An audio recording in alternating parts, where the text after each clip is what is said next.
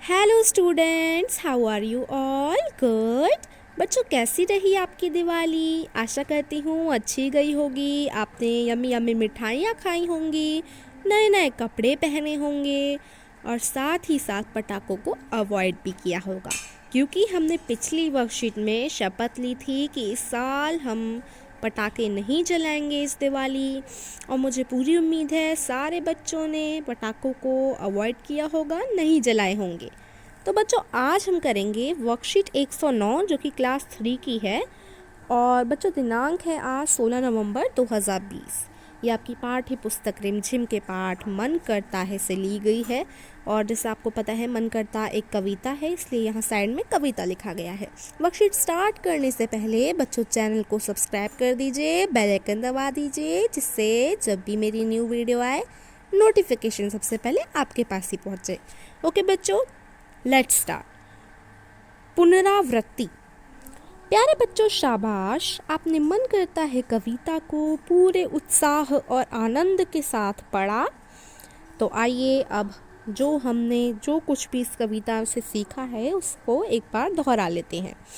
तो बच्चों, इस क्वेश्चन में बोला गया है, प्यारे बच्चों शाबाश, मन करता है कविता को आपने पूरे उत्साह और आनंद के साथ पढ़ा है। और अब हम करते हैं इसका रिवीजन। बच्चों, एक बार उसे दोहरा लेते हैं। इससे रिलेटेड देखिए, प्रश्न 1 है। प्रश्न 1 में ये कहा गया है, कविता को एक बार फिर से पढ़िए और इस तालिका को समझकर उत्तर दीजिए। बच्चों, कविता फिर से पढ़नी है आपको, एकदम अच्छे तरीके से रीड कर लीजिए। और मुझे आशा है आप मन करता है कविता की वर्कशीट्स कई करते आ रहे हैं हिंदी में, तो आपने ये पोएम याद कर ली होगी। और मैंने भी पिछली वर्कशीट्स में आपको लास्ट में पोएम रीड करवाती हूँ। और आज भी आपको मन करता है कविता की ये जो पोएम है ना बच्चों, वीडियो के लास्ट में रीड करवाऊँगी, तो उधर से आप अच्छी तरीके से उसे याद कर लीजिएगा अगर आपने अभी तक नहीं की तो। अब देखिए, प्रश्न पे आते हैं। प्रश्न में पूछा है, इस तालिका को समझकर उत्तर देने हैं आपको। ये रही तालिका बच्चों, इसमें एक उदाहरण दिया गया है कि कैसे आपको उत्तर देने हैं।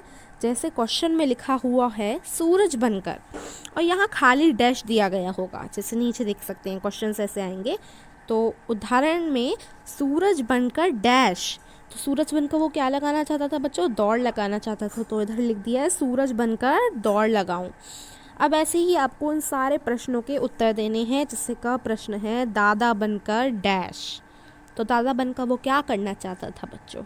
याद कीजिए, कविता को एक और बार अपने मन में दोहराइए और फिर हम इसका उत्तर करते हैं।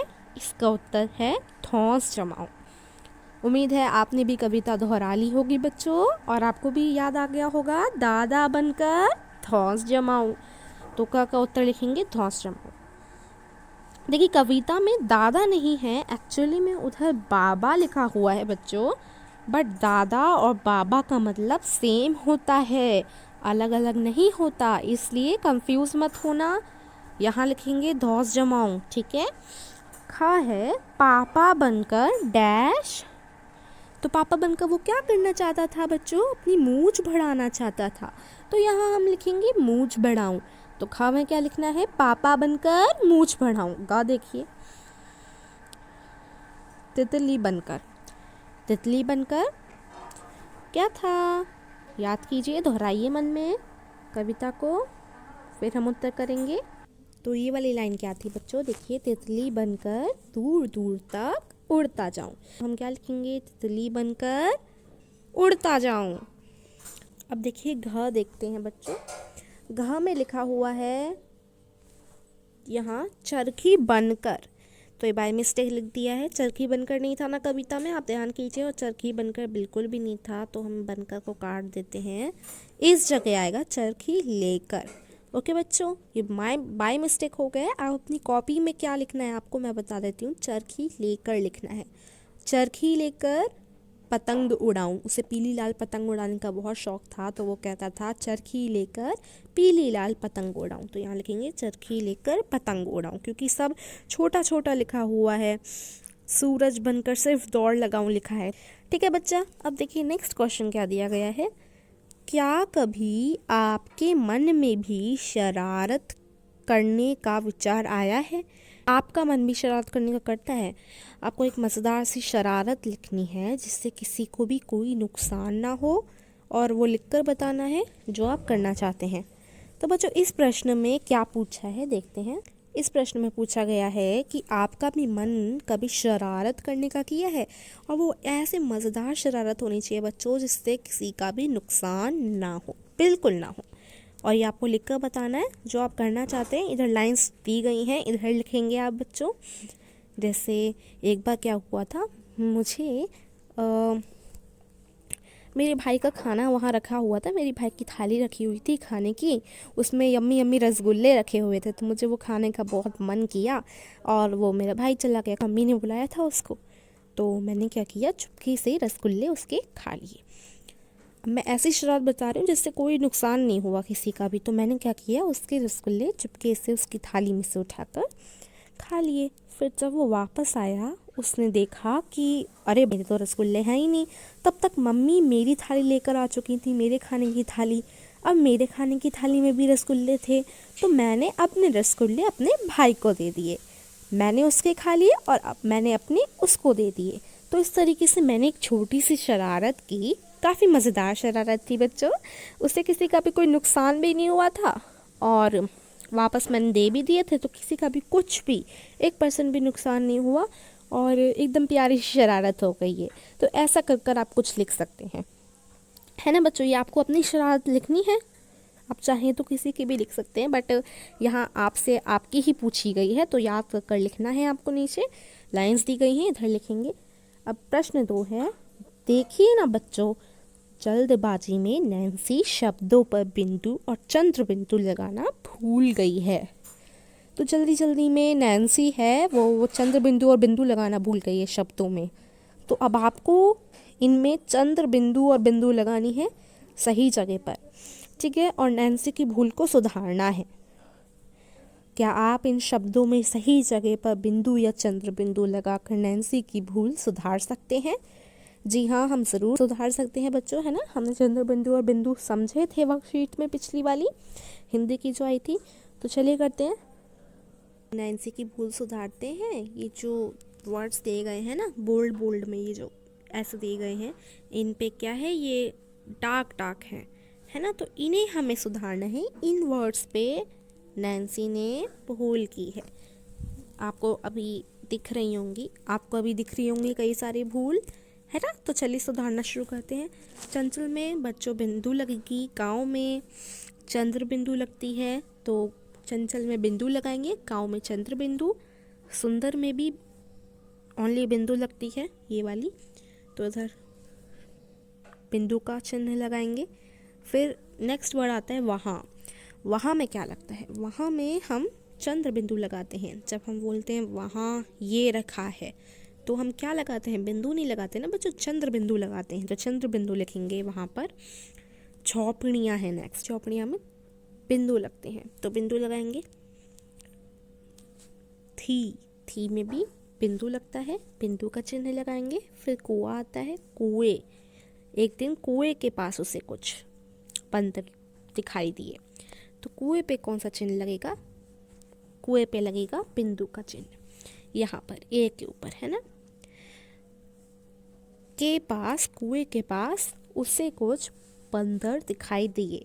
अब ये यहाँ देखिए, इसने बंदर लिखने की कोशिश की है, लेकिन चिन्ह नहीं लगाया बिंदु का, इसलिए बदर लिखा है। तो बदर को हम सही कैसे करेंगे, बिंदु का चिन्ह लगाकर बंदर हो गया। दिखाई दिए, बंदर दिखाई दिए, जिन्हें देखकर वह डर गई। जिन्हें में बच्चों बिंदु का चिन्ह होता है, जिन्हें में बिंदु का चिन्ह लगाएंगे। तभी दादाजी ने उसे समझाया कि ये बंदर किसी को नुकसान नहीं पहुंचाते। बंदर पे फिर यहाँ पर बदर लिखा है, तो बिंदु का चिन्ह लगाएंगे, किसी को नुकसान नहीं पहुंचाते। अब नहीं पर भी बोल्ड लाइन खींची हुई है, तो इधर हम नहीं पर भी बिंदु लगाएंगे, नहीं पर भी बिंदु का साइन लगता है। तो अब हमने हर किसी पर बिंदु और चंद्र बिंदु लगा दिए हैं बच्चों। अब हम इसको एक और बार दोबारा से पढ़ते हैं, अब आपको ये अच्छी तरीके से समझ आएगा। चंचल का गांव बहुत सुंदर था, वहाँ बहुत सी झोपड़ियाँ भी थीं। एक दिन कुएं के पास उसे कुछ बंदर दिखाई दिए। जिन्हें देखकर वह डर गई। तभी दादाजी ने उसे समझाया कि ये बंदर किसी को नुकसान नहीं पहुंचाते। ओके बच्चों, प्रश्न 3, क्या आप इन चित्रों को पहचानकर सही जगह पर बिंदु या चंद्र बिंदु लगाते हुए इनके नाम लिखकर दिखाएंगे? बच्चों, इस क्वेश्चन में क्या बोला गया है देखते हैं। हमें क्या करना है, हमें कुछ चित्र दे रखे हैं, जैसे यहाँ पर देखिए 1 2 3 4 चित्र दे रखे हैं। हमें इन्हें पहचान कर इनका नाम लिखना है और इन सभी के नाम में बिंदु या चंद्र बिंदु का प्रयोग होता ही है, तो हमें ढंग से बिंदु और चंद्र बिंदु का प्रयोग करते हुए इनका नाम लिखना है। जैसे फर्स्ट देखिए झंडा। झंडा को लिखना सबको आता होगा। झंडा कैसे लिखते हैं बच्चों? पहले हम झ लिखेंगे, झ के ऊपर बिंदु का चिन्ह लगाएंगे, फिर ड लिखेंगे और बड़े आ की मात्रा लगाएंगे। इस तरीके से झंडा लिख जाएगा। नेक्स्ट है पंखा। पंखा कैसे लिखते हैं? प लिखेंगे, उसके ऊपर बिंदु का चिन्ह लगाएंगे, फिर ख लिखेंगे, फिर आकार डंडा लगाएंगे, तो पंखा। ये क्या है बच्चा? सांप है, स्नेक। सांप बच्चों, सांप में बिंदु चंद्र बिंदु दोनों का प्रयोग होता है। बिंदु भी लगा सकते हैं, चंद्र बिंदु भी लगा सकते हैं सांप में, तो आप दोनों में से कुछ भी लगा दीजिए। ठीक है, तो मैं यहाँ चंद्र बिंदु लगा देती हूँ। आप बिंदु भी लगा सकते हैं, चंद्र बिंदु भी लगा सकते हैं, क्योंकि सांप एक ऐसा शब्द है जिसमें बिंदु चंद्र बिंदु दोनों लगती हैं। ओके, अब नेक्स्ट देखिए पेंसिल दे रखी है। इस पेंसिल में किसका प्रयोग होता है? बिंदु का, चंद्र बिंदु का। बिंदु का प्रयोग होता है, तो इधर हम पेंसिल लिखेंगे। ओके बच्चों, अब प्रश्न 4 देख लेते हैं। प्रश्न नंबर 4 में क्या बोला है? नीचे बने बादलों में पतंग से जुड़े कुछ शब्दों के नाम लिखिए, जैसे डोर। देखते हैं, देखिए ये है पतंग, इसके साइड में ये कुछ बादल बने हुए हैं इस प्रकार के। देखिए इधर आपको पतंग से जुड़े शब्द लिखने हैं। जैसे एक बादल में इन्होंने लिखकर दिखाया है डोर, ऐसे आपको हर बादल में लिखना है पतंग से जुड़े जुड़े शब्द, है ना। बच्चों, मैं हूँ मस्त मलंग पतंग, बच्चे हों या बड़े सभी को मैं हूँ बहुत पसंद। मैं कई रंगों और आकारों में पाई जाती हूँ, मुझे उड़ाना एक कला है। तो यहाँ पर क्या बोला जा रहा है बच्चों? बच्चों, मैं हूँ पतंग, मस्त मलंग पतंग, बड़े हों या बच्चे दोनों ही मुझे उड़ाना पसंद करते हैं, और ये कई रंगों में आती है। मैं कई रंगों और आकारों में पाई जाती हूँ, जैसे कोई इस आकार की आती हैं, कोई किसी और आकार की आती हैं, और रंग भी अलग अलग होते हैं। ये रेड रंग की है, कोई ब्लू रंग की होती है, कोई ग्रीन की, तो कई कई रंगों की आती हैं पतंग, और आकारों में भी अलग प्रकार की हैं। मुझे उड़ाना एक कला है, मतलब कोई भी मुझे नहीं उड़ा सकता है, कला होती है इसे उड़ाने की, वो सब में नहीं होती है, कुछ ही लोगों में होती है। त्योहारों में मेरा एक खास रिश्ता है। मकर संक्रांति, 15 अगस्त और रक्षाबंधन जैसे त्योहारों पर तो सारा आसमान रंग बिरंगी पतंगों से भर जाता है। तो देखिए त्योहारों में इसका एक खास अलग ही रिश्ता होता है। जैसे मकर संक्रांति होती है 15 अगस्त के दिन, और रक्षाबंधन का जो त्यौहार होता है, इन त्योहारों पे देखिए आप भी तो रंग बिरंगी पतंग उड़ाते होंगे ना। मकर संक्रांति के दिन और रक्षाबंधन के दिन, 15 अगस्त को और रक्षाबंधन को, ऐसे नए नए कई त्योहारों पे पतंग उड़ाई जाती हैं, और पूरा जो आसमान होता है रंग बिरंगी पतंगों से भर जाता है। तो इसमें यही कहा है, मुझे हमेशा सावधानी के साथ सुरक्षित स्थान पर खड़े होकर ही उड़ाएं। मुझे उड़ाने के लिए कांच वाले पक्के मांझे का प्रयोग कतई ना करें। इससे अगर आप छत पे उड़ा रहे हैं, तो छत पे अगर आपकी छत पे बाउंड्री नहीं है तो उधर मत उड़ाइए, वरना आपका गिरने का भी डर है। अब हम पतंग से रिलेटेड कुछ शब्द इधर लिखेंगे। जैसे पहला डोर लिख रखा है। अब देखिए बच्चों, पतंग से जुड़े शब्द लिखने हैं।